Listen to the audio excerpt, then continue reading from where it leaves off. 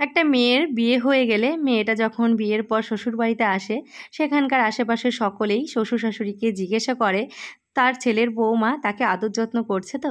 কিন্তু এ কথাটা কেউ শ্বশুর-শাশুড়িকে জিজ্ঞেস করে না, একটা পরের বাড়ির মেয়ে নিয়ে এসেছো তোমরা, তাকে আদর যত্ন করছো তো? তাকে ভালোবাসা দিয়ে রেখো।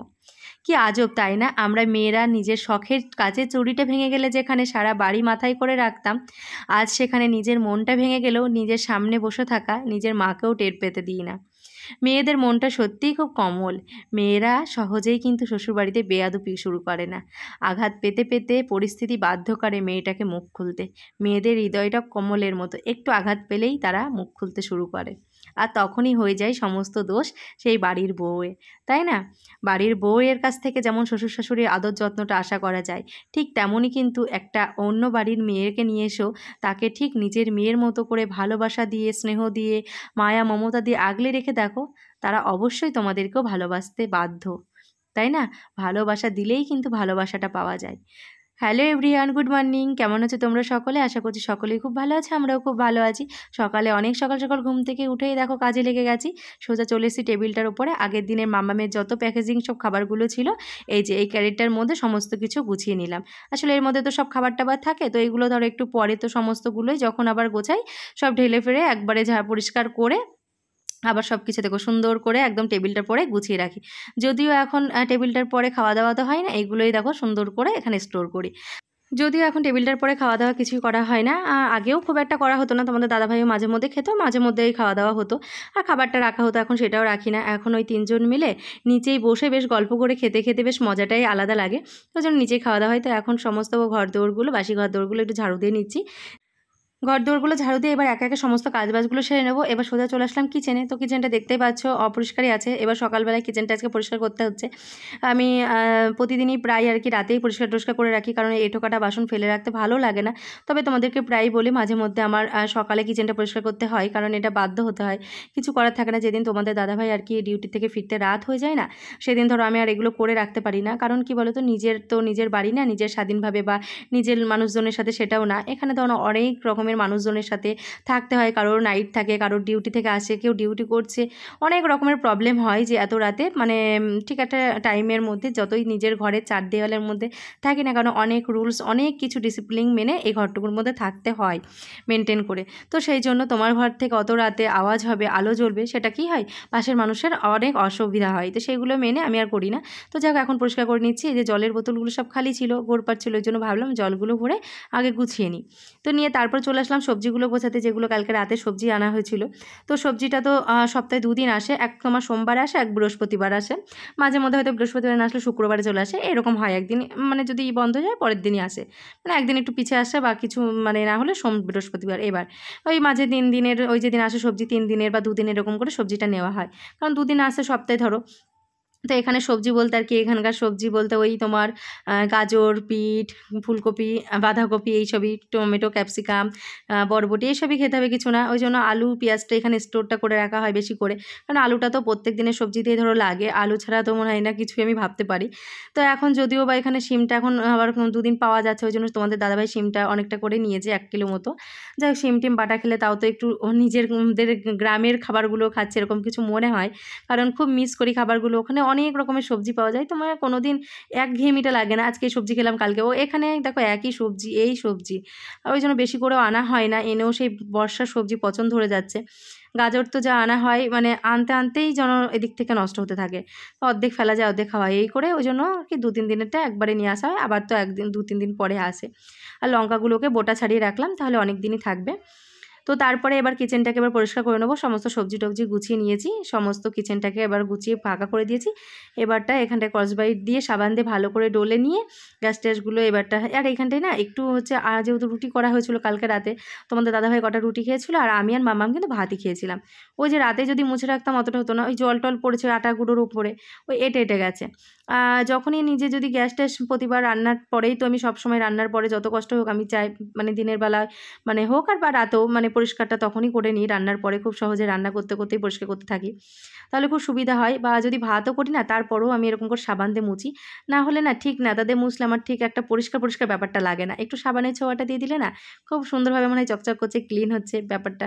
তো যাই হোক, বেসিনে দেখো কত বাসন, মানে রাতে আমি মামাম ভাত খেয়েছি, তোমাদের দাদাভাই রুটি খেয়েছে, তো অনেক বাসন টাসন জমে গেছে। আর বেসিনে না এখন বাসন মাজতে খুব প্রবলেম হচ্ছে। আসলে মানে বাসন মাজতে প্রবলেম না, বেসিনে মানে একবারে এত বাসন নিয়ে তারপরে এত জল যদি একবারে হয়ে যাচ্ছে, জল মানে একসাথে এত স্পিডে দিলে কি হচ্ছে বলো তো, পাইবে না ভেতরে হচ্ছে অনেক দিন থেকে ধরো এইগুলো ব্যবহার হয়, তো ওর ভেতরে কি হয় অনেক কাঁচরা রাস্তা গিয়ে জমা হচ্ছে, তো সেই জায়গাটা জাম হয়ে গেছে পাইপটা, ভেতরে আর জল মানে নিচে নামছে না। তো একবারে যদি হরহর করে জল ঢালা হচ্ছে বা অনেক একসাথে হয়তো বাসন ধুতে ধুতে দেখবে জল জমে যায়, এরকম যখন ওই বাসনগুলো লাস্ট হয় তখন খালি হয়ে হরহর করে যখন জলটা যায় না, তখন আর যাচ্ছে না, তখন ওই উপর থেকে আবার উপচিয়ে চলে আসছে নিচে দিয়ে, সব মেঝেতে এক হয়ে যাচ্ছে। যেহেতু টাইলসে তো পড়তে পড়তে সঙ্গে সঙ্গে ছড়িয়ে যাচ্ছে, মানে গোছানো কাজ মানে আবার অগোছলা হয়ে যাচ্ছে, মানে তোমার সেই ডবল খাটনির থেকেও খাটনি যেটাকে বলে, আর ভালো লাগছে না, ওই জন্য হয়তো আর এরপরে মাজাবে না। এত খুব আস্তে আস্তে দেখো জলের জোরটা দিয়ে স্পিডটা দিয়ে আমি আর কি বাসনগুলো ধুচ্ছি অনেক ধৈর্যের সাথে। তো কি বলো তো, মেন কথা বেসিনে কিছু কাজ করাই যাচ্ছে না, তো তোমাদের দাদাভাই প্লাম্বারকে বলেছে, দেখা যাক কবে আসে, কবে ঠিক করে দেয়, না হলে তো বাইরেই বাসনগুলো মাজতে হবে। তো যাই হোক, বাসন টাসন মেজে সব কিছু পরিষ্কার করে এবার চলে আসলাম সকালে ব্রেকফাস্টের জন্য। এদিকে তোমার হচ্ছে আলু ভাজি, আলু পেঁয়াজ আর লঙ্কা, কাঁচা লঙ্কা দিয়েছি একটু বেশি করে, আর তার মধ্যে একটা ডিম ভেঙে দিয়েছি, মানে একটু ডিমের ভুজিয়া মতো করে নিচ্ছি। এটাই দিয়ে এখন সকালে ব্রেকফাস্ট করব। তো আজকে আর আলাদা করে ব্রেকফাস্ট কিছুই বানাইনি, তোমাদের দাদাভাই যেহেতু ডিউটি চলে গেছে, ও সে একবারে দুপুরবেলা আসবে, তো আর আজকে আমার রান্নাবান্না তেমন একটা ঝামেলাও নেই। তো যাই হোক, তোমাদেরকে বলছি, তো ওই জন্য দেখো কালকে রাতে যেহেতু ভাত খেয়েছি, মাঝে মধ্যে না পান্তা ভাত যেহেতু আমার ভীষণ প্রিয়, মাঝে মধ্যে পান্তা ভাত খেতে মন যায়, হয়তো যখন মন যায় তখন আর নেই, ওই জন্য কালকে না রাতে খুব পান্তা ভাত খেতে মন হচ্ছিলো। তো ভাবলাম চলো ভাত খাই, ওই জন্য কালকে আমি আর মাম্মাম ভাত খেয়েছি, যে একটু ভাত রান্না করি আর একটু ধরে রান্না করবো, ওটাই জল দিয়ে রাখবো, সকালে খেয়ে নেবো। তো সেটাই, আর আমার মেয়েও খুব পছন্দ করে। তো এখানে মা মেয়েতে এখন সকালবেলা একটু কাঁচা পেঁয়াজ আর এই লঙ্কাগুলো ডলে এটা দিয়ে পান্তা ভাতটা খেয়ে নিলাম, সেই মজা লাগলো। তো খাওয়া দাওয়া কমপ্লিট, সমস্ত কাজবাজি প্রায় হয়ে গেছে। আর আজকে না রান্না বান্না নেই, মানে আজকে পুরো ছুটি। দেখো প্রতিদিনের কিন্তু আমাদের কাজ, তুমি কোনো একটা কাজ নিত্যদিনের সংসারের কাজের মধ্যে থেকে তুমি কিন্তু স্কিপ করতে পারবে, বা অল্টারনেট করে এটা ওটা করে করা যায়, কিন্তু রান্নার জিনিসটা এমনই না, তুমি কিন্তু প্রতিদিন আমাদের মানে কি বলো 365 দিনে 365 দিনই 3 বেলা 2 বেলা এরকম রান্না করতে হবে, এমন হলেও কি 4 বেলাও হয়। তো সেই জায়গায় দাঁড়িয়ে রান্নাটার থেকে যদি ছুটি পাওয়া যায় তাহলে বলো তো কেমন মজা লাগে।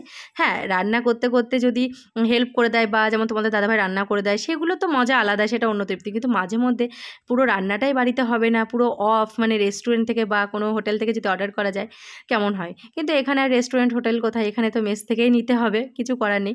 তো ওই জন্য আজকে মেস থেকে খাবার আসবে আমাদের, ওই জন্য কোনো রান্নাবান্নার ঝামেলা নেই। তোমাদের দাদাভাই যখন আমি স্নান করবো রান্নাটা চাপাবো তখনই বলেছে আর রান্না করতে হবে না আজকে সকালে, তুমি আর মাম্মাম পান্তা ভাতটা সকালে খেয়ে নাও, আমি একবার দুপুরবেলার খাবারটা নিয়ে যাবো।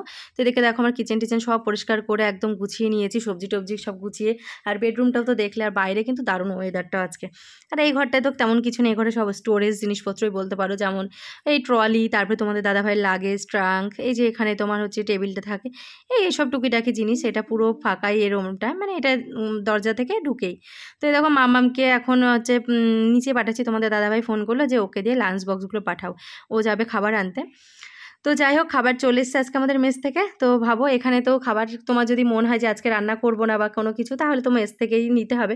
তো আজকে খাবারে দেখো কী কী আছে, এখানে হচ্ছে বিরিয়ানি আছে, আর তার জন্য তো রায়তাটা তোমার ভীষণ পছন্দের, মাঝে মধ্যে তো আমি বাড়িতে নিজেই বানিয়ে খাই। এখানে আছে মসুর ডাল, পেঁয়াজ টমেটোতে, এখানে আছে রুটি, মানে আমাদের একবারে দুপুরে রাতে দুটো খাবারই তোমাদের দাদাভাই একবারে নিয়ে এসছে। আর এখানে আছে ভেজ পনির বিরিয়ানি, যেটা তোমার হচ্ছে পনির, শুটি, তারপরে হচ্ছে ফুলকপি, মানে যা যা ভেজ হয় সমস্ত কিছু দিয়ে এটা বানানো। আমার এখানকার ভেজ পনির বিরিয়ানিটা এত পছন্দের, এটা তো একবারে সব কিছুতে করেছে, যেটা এই যে পুরো রাইসের মতো করে সাদা সাদা, ওগুলো খেতেও খুব ভালো লাগে, আবার এই যে পোলাও মতো এগুলোও খুব ভালো লাগে। আর এখানে যে চিকেন বিরিয়ানি, একটা বিগ সাইজের লেগ পিস, তো সেই লেভেলের টেস্ট কিন্তু এখানকার রান্নাবান্না আমি খুব পছন্দ করি, এই জন্য মাঝে মধ্যেই তোমাদের দাদাভাইকে বলি যে এখান থেকে খাবার নিয়ে আসতে। তো এদিকে আমার এখন স্নান হয়ে গেছে, মাম্মামকেও স্নান করে দিয়েছি, যেহেতু রান্নাবান্না নেই না, ওই জন্য আজকে একটু ভাবলাম লেটেই স্নানটা করি।